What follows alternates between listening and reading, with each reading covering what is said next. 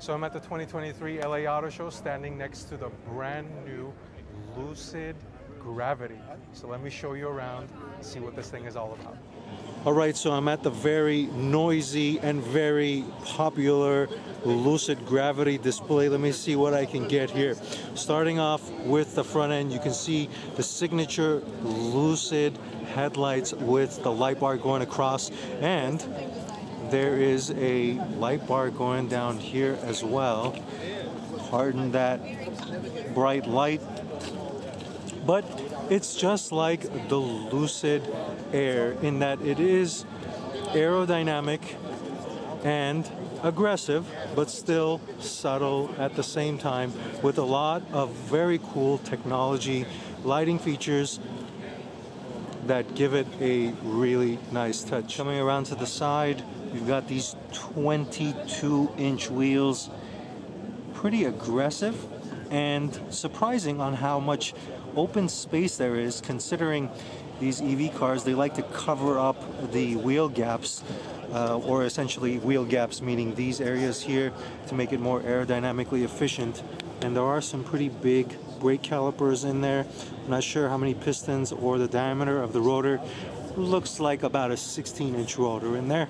So we've got two here on display, and unfortunately they're not allowing anybody to touch the cars. But this one has the trunk open, so I'm going to show you what's going on in the back of the Lucid. You can see they've got the seats folded down here, and they've got a bike and a surfboard. So that shows you just about how much space is available in the back of the Lucid Gravity. Of course, when all of these seats are up, there are multiple configurations. There is a 5-seater and a 7-seater configuration, and I believe Lucid said there is also a 6-seater bench style configuration that will also be released later on in the future. And because this is an electric car, it does have a frunk that doubles as a seating area. So you can open this thing up, take it out on a camping trip, to the beach, wherever the case is, and sit and enjoy the environment outside. Pretty cool touch.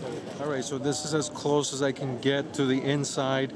The 3-screen setup, but the difference here between the Gravity and the Air is that top screen up there is one complete glass. It is not sectional like it is in the Air, and I believe the screen real estate is 30 inches or 30 some odd inches, and the screen down here is 13 inches, and it's a completely center display. It is oriented in landscape, and it looks very crisp and clear, and unfortunately I wish I could get in the car, but not allowed.